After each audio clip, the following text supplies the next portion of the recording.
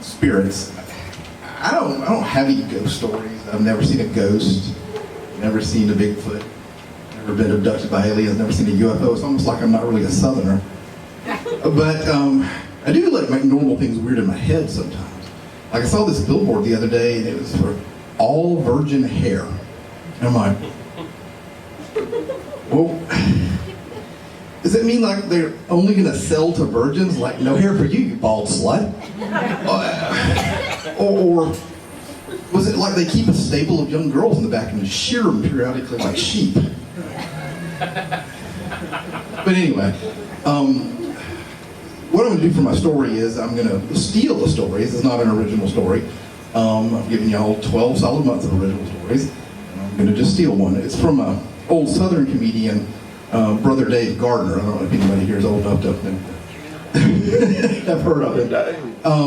But I figured this was in the public domain because he drank himself to death in the 70s, so I should be okay. There was this little town out in the back beyond, little bitty town.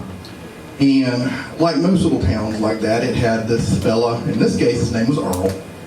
And he was just a layabout who avoided work like he was allergic to it. And usually spent his days holding up a signpost in the middle of town.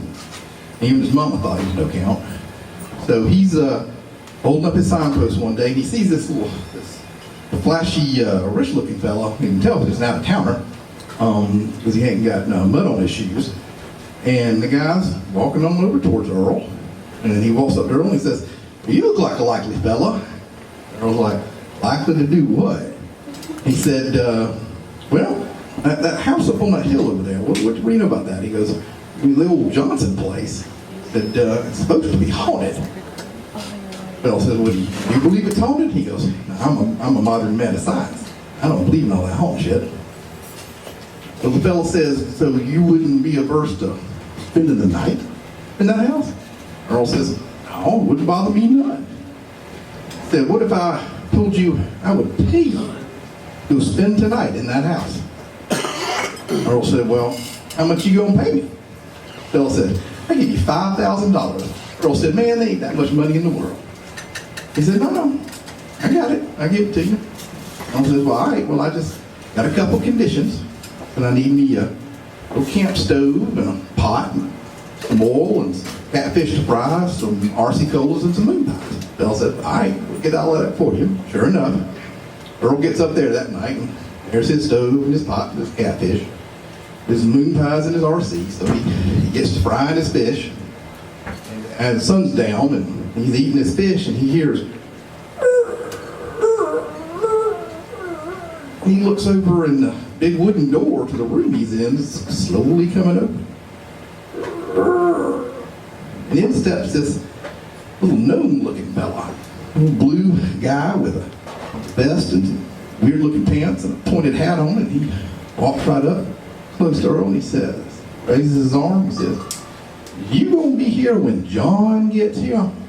And Earl says, "Man, you ain't real. You just a figment of my imagination." And he took him a bottle cap and he threw it at the little fellow, flipped him on out of the room, gets up, closes the door.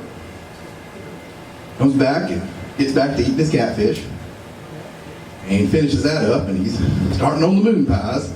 And then again he hears. I don't do a very good opening door. No. You want to come back? You want to come back? No. Come on. All right. Shut your bald ass up. All right, and in walks this guy. This guy's about 2 feet tall. Looks like he's green and scaly. Looks like a lizard walking on his hind feet, wearing sunglasses. Nice ones too.